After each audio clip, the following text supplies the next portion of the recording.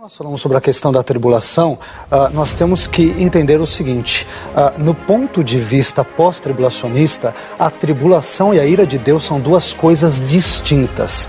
A ira de Deus, ela vem, na verdade, sobre os ímpios, de uma forma geral, e a tribulação, ela vem apenas sobre os crentes. Quando nós analisamos a palavra grega tlipsis, que é a palavra normalmente usada nas Escrituras para tribulação e aflição, em vários contextos, ela é empregada quando se refere a um momento de provação para se referir aos cristãos. Então, quando nós falamos sobre esse contexto, nós entendemos que a igreja passará pela tribulação, porque esse é um tipo de situação que é recorrente durante toda a história da igreja. Aliás, aproveitando a pergunta do pastor Éder, eu diria que a igreja vai passar pela tribulação pelo menos por 4 motivos. Vamos ver se eu terei tempo para passá-los aqui.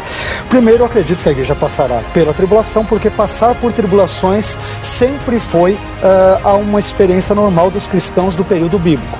Quando nós vemos, por exemplo, Paulo e Barnabé, eles dizem lá que importa que por muitas tribulações passemos nós cristãos, para que cheguemos ao reino dos céus. Quando nós vamos para Romanos capítulo 5, versos 3 e 4, Paulo diz que nós nos gloriamos nas tribulações porque a tribulação produz paciência, paciência a experiência e a experiência a esperança. Quando vamos para Apocalipse capítulo 1, verso 9, João se identifica com os seus conservos ali de Apocalipse como vosso irmão e companheiro de tribulação. E Paulo, ele diz aos Tessalonicenses que ninguém se comova por essas tribulações, sabendo que para isso fomos ordenados. 1 Tessalonicenses 3:3. Além disso, eu acredito que a igreja passará pela tribulação porque, de acordo com a história universal, este sempre foi, ou esta também sempre foi, a experiência normal da igreja.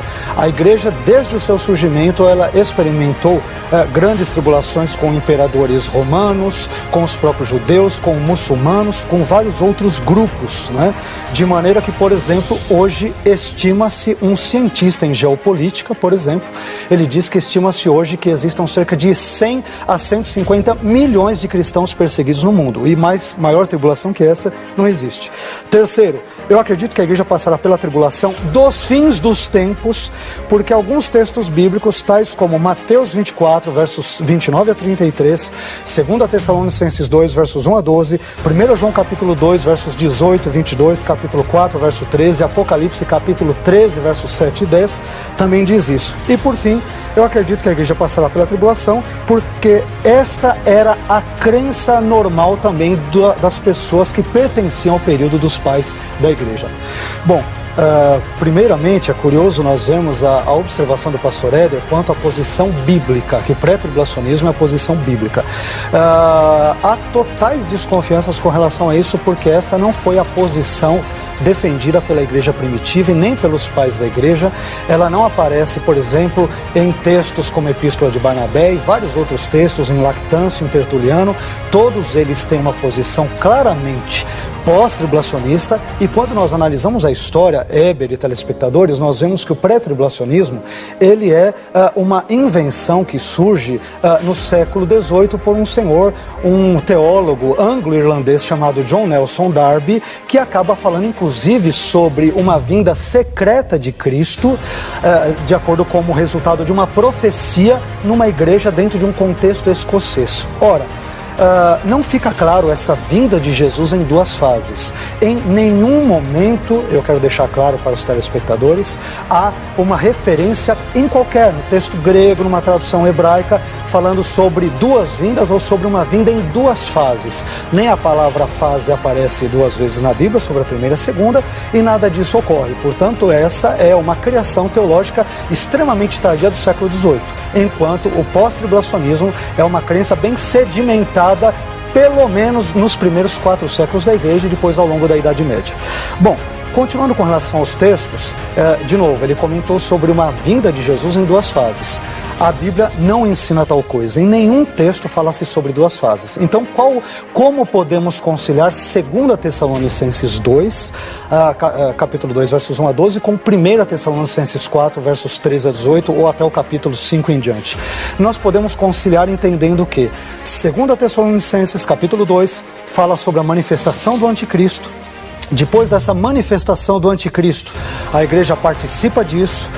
Paulo diz lá que ninguém vos engane, porque a vinda de Cristo não ocorrerá sem que antes se manifeste o filho da perdição, antropostesanomias, ou seja, fala sobre um homem, e depois disso ocorre a tribulação, a igreja participa disso, e aí sim, emendando esse texto teologicamente, corretamente com 1 Tessalonicenses 4, é que faz sentido Paulo dizer que muitos dormem, porque muitos dormem como uma referência ali eufemística ao fato de muitos dormirem certamente no contexto do anticristo, porque eles morreram durante o governo do anticristo.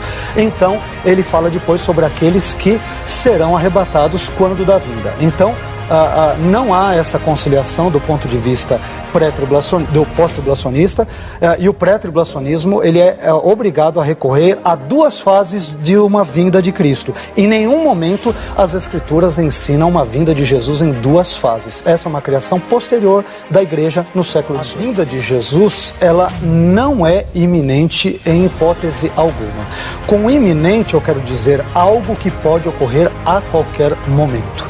Normalmente, quando o pré-tribulacionista usa essa expressão, ele diz que Jesus pode voltar daqui a 5 minutos ou daqui a 1 hora. Eu não sei se essa é a visão do pastor Éder. Na visão bíblica, tomando empréstimo próprio a colocação dele, é impossível que Jesus venha a qualquer momento. E por que é impossível? Porque é necessário que antes disso se manifeste o anticristo como uma pessoa, não um espírito do anticristo, mas uma pessoa. Então eu posso assegurar, por exemplo, para os telespectadores, eu não gostaria de dizer isso, mas com certeza absoluta vocês assistirão amanhã o Vejam Só, porque Jesus não voltará até amanhã com 100% de certeza. E eu não digo isso, pelo amor de Deus, não me interpretem como um discurso arrogante ou prepotente, mas eu digo isso porque a Bíblia diz que o anticristo tem que se manifestar antes, e a tribulação também tem que ocorrer. Dessa forma é impossível que a vinda de Jesus seja iminente. Um detalhe com relação a isso é importante. Quando Jesus diz que daquele dia e hora ninguém sabe, isso fala sobre o desconhecimento com relação à data ou à época da sua vinda. Não é porque eu não sei quando ele virá que eu não possa dizer quando ele não virá. Eu, por exemplo, sei que ele não virá agora. Por quê? Porque a tribulação e o anticristo ainda não se manifestaram. Aliás, eu quero aproveitar com o tempinho que tenho e pegar o gancho do texto de Mateus, que acho que a sua editora é pré-tribulacionista, viu, pastor Hebe? Mas deixa eu continuar aqui. Ele disse que estava tão claro, e na reportagem também, que Mateus 24 ensina a pré-tribulação. Um grande engano. E eu vou ler alguns textos, eu só vou ler, os textos ficarão claros. Olha só o que Jesus diz. Mateus 24, versos 29 em diante. Verso 29. Depois da aflição daqueles dias, aqui a palavra aflição é tlipsis. Por isso que o pós-tribulacionismo não vê uma diferença entre a tribulação normal e a grande tribulação. Ela só é diferente em questão de intensidade, somente por esse motivo. Tanto é que é a mesma palavra grega que é empregada. Verso 30. Então aparecerá no céu o sinal do Filho do Homem. Continuando. E ele enviará os seus anjos com grande clamor de trombeta, os quais ajuntarão os seus escolhidos desde os 4 ventos de uma ou outra extremidade dos céus. Isso quer dizer que os escolhidos estarão aqui participando da tribulação, e não são judeus, é uma referência à igreja. Depois nós vemos, quando virdes todas estas coisas, verso 33, sabei que ele está próximo às portas. E aí vem 3 textos que são muito mal interpretados pelo pré-tribulacionismo, que diz: e não perceberam até que veio o dilúvio e os levou a todos, versos 39 a 41. Assim será também a vinda do Filho do Homem. Então, estando 2 no campo, será levado um e deixado o outro. Estando 2 no moinho, será levada uma e deixada a outra. Ora, esse texto fala sobre pessoas que são levadas para o juízo e não que são levadas para o arrebatamento. Bom, antes de mais nada, deixa eu retomar o que ele havia comentado no bloco anterior, porque ele falou que eu citei textos apócrifos. Eu não citei todos os textos por falta de tempo e porque não quis estourar. Então eu quero dizer que o Didaquê, que não é apócrifo, ele é cristão, Justino Mártir, que é cristão, Irineu, que é cristão, Tertuliano, que é cristão, Hipólito, que é cristão, Lactâncio, que é cristão, além da Epístola de Barnabé e outros, textos do período da patrística, eles trazem declarações claras e inequívocas com relação a uma experiência pós-tribulacionista. E um dos famosos teólogos pré-tribulacionistas, chamado John Walvoord, falecido em 2002, deixou bem claro que nos primeiros séculos da história da igreja não há referência em hipótese alguma clara ou concisa ou correta sobre o pré-tribulacionismo. Portanto, o pós-tribulacionismo, além de ser bíblico, ele é infinitamente mais antigo. E quando ele diz que é sistematizado, não é só sistematizado, né, o pré-tribulacionismo, por John Darby, mas ele também cria a ideia da volta de Jesus invisível ou secreta só para os crentes. Ensino esse absolutamente estranho às Escrituras. Em nenhum momento aparece a palavra secreto ou invisível com relação à vinda de Cristo, que fique absolutamente claro para todos os que nos assistem. Com relação a Apocalipse 13, a minha pergunta teve uma intenção. Apocalipse 13, pré-tribulacionistas e pós-tribulacionistas concordam que é uma referência ao anticristo, ok? Então eu tenho que enxergar esse texto à luz daquilo que a Bíblia diz de uma forma geral. Quando eu leio 2 Tessalonicenses capítulo 2, e lá diz que a vinda ou a manifestação do anticristo deve anteceder a vinda de Jesus, então eu tenho que enxergar a Bíblia a partir de uma leitura hermeneuticamente correta, coesa, que faça jus a essa leitura intertextual e não me deter apenas num único e específico texto. Diante disso, é interessante a gente ver o seguinte, com isso que eu disse em mente. Apocalipse capítulo 3, verso 7 diz lá: e foi-lhe permitido, isto é, a besta, o anticristo, que se manifestará no contexto da tribulação e durante o momento em que a igreja estará presente, diz lá, foi-lhe permitido fazer guerra aos santos, aqui não faz nenhuma referência a judeus, e vencê-los. E deu-se-lhe poder sobre toda a tribo e língua e nação. E o mais curioso é o verso 10, que na tradução da versão corrigida e atualizada está errado. Na versão corrigida diz assim: se alguém levar em cativeiro irá. Se alguém matar a espada, necessário é que a espada seja morto. Aqui está a paciência e a fé dos santos. A tradução mais correta, de acordo com o códice alexandrino, é: se alguém tiver que ser preso, será preso, no contexto da manifestação do anticristo e, portanto, da grande tribulação. Se alguém tiver que morrer pela espada, será morto pela espada.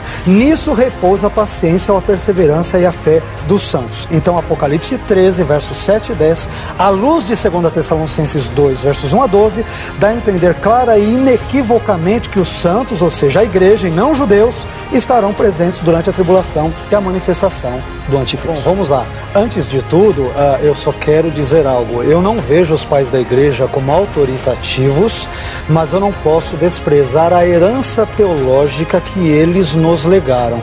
Tanto é que nós estamos aqui como cristãos por causa da herança de um teólogo chamado Tertuliano, um teólogo africano que sistematizou a doutrina da Trindade. Portanto, ignorar essa herança teológica é ignorar traços da minha fé cristã. Embora eu não veja Tertuliano ou Agostinho ou quem quer que seja como a última palavra, que fique bem claro, mas não concordo com relação a não darmos esta atenção importante com relação aos pais da igreja. Com relação a Apocalipse, capítulo 1, verso 7, 1 Coríntios, capítulo 15, para o pós-tribulacionismo é muito fácil entender isso. Primeiro que quando o texto diz que ele vem com as nuvens, em todo o olho verá, até mesmo aqueles que os traspassaram, como uma referência à crucificação, isso se encaixa perfeitamente dentro da visão pós-tribulacionista, que vê uma única vinda de Jesus. Jesus, meus caros telespectadores, ele não vem em duas fases ou até em duas vindas, né? Os pré-tribulacionistas usam a ideia de duas fases porque fala duas vindas, eles sabem que fica uma situação bem aberrante, contrária à Bíblia, então eles preferem dizer que é duas vindas, mas é como se fosse duas fases, mas é como se fossem duas vindas, mas na verdade tal ensinamento não está presente nas Escrituras. Com relação a 1 Coríntios capítulo 15, quando o texto bíblico diz que Jesus virá num momento, num abrir e fechar de olhos, a palavra num momento em grego ali é átomo. Átomo vem do advérbio de negação, que quer dizer não, e tomos quer dizer partes, de onde vem a palavra tomografia, quer dizer não partes. Ele virá num momento indivisível de tempo. A pergunta dele faz sentido na visão pré-tribulacionista, porque ele está querendo ensinar a iminência por meio desse texto. E de novo, a Bíblia não ensina a iminência. E quando eu disse para os irmãos antes que Jesus com certeza absoluta não virá hoje nem amanhã, e certamente também não nesta semana. Eu não estou dizendo isso porque eu não creio nele e na vinda dele, é porque eu creio na palavra dele e porque ele diz na palavra dele, em 2 Tessalonicenses 2, que o anticristo se manifestará primeiro, que a tribulação ocorrerá, que a igreja passará pela tribulação e só depois ele então virá. É por isso, meus irmãos, e com todo o respeito do mundo, a visão pré-tribulacionista, que eu não posso, em hipótese alguma, dizer que ele pode vir a qualquer momento. Então, a expressão num abrir e fechar de olhos, ou num momento, que é a palavra grega átomo, aqui no texto de 1 Coríntios 15, não fala sobre a iminência, fala sobre o fato de Jesus voltar no momento em que nós não esperemos. Só que esse momento em que nós não esperamos não é qualquer momento, é um momento que será após a manifestação do anticristo e da grande tribulação. Depois desse momento, poderá ser um mês depois, um ano depois, uma semana depois, não sabemos quando, mas será depois do anticristo e da tribulação.